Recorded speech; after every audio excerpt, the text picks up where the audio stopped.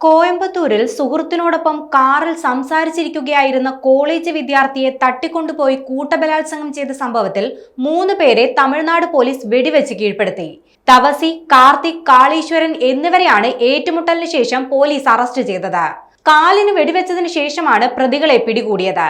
പ്രതികളെ ആശുപത്രിയിൽ പ്രവേശിപ്പിച്ചിരിക്കുകയാണ്.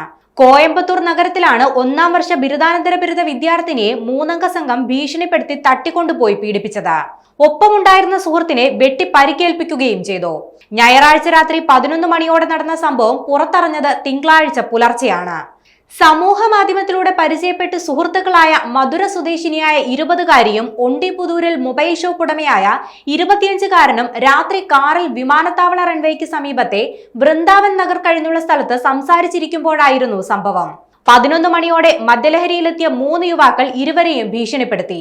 കാറിന്റെ ചില്ലുകൾ തകർത്ത് യുവാവിന്റെ തലയിലും ദേഹത്തുമായി 10ഓളം സ്ഥലങ്ങളിൽ വെട്ടി പരിക്കേൽപ്പിച്ചു. അബോധാവസ്ഥയിലായ യുവാവിനെ ഉപേക്ഷിച്ചതിനു ശേഷം കാറിനുള്ളിൽ നിന്ന് യുവതിയെ തട്ടിക്കൊണ്ടുപോയി പീഡിപ്പിക്കുകയായിരുന്നു. രാത്രി വൈകി ബോധം തെളിഞ്ഞ യുവാവ് ഫോണിൽ പോലീസുമായി ബന്ധപ്പെട്ട് രക്ഷപ്പെടുത്താൻ അഭ്യർത്ഥിക്കുകയായിരുന്നു. സിഗ്നൽ കണ്ടെത്തി സ്ഥലത്തെത്തിയ പോലീസ് അവശനായ യുവാവിനെ കോയമ്പത്തൂർ മെഡിക്കൽ കോളേജ് ആശുപത്രിയിലേക്ക് മാറ്റി. കൂടുതൽ പോലീസ് സ്ഥലത്തെത്തി 2 മണിക്കൂറോളം തിരച്ചിൽ നടത്തിയതിനു ശേഷമാണ് റെയിൽവേ ട്രാക്കിനോട് ചേർന്ന് കുറ്റിക്കാട്ടിൽ യുവതിയെ വിവസ്ത്രയായി കണ്ടെത്തിയത്.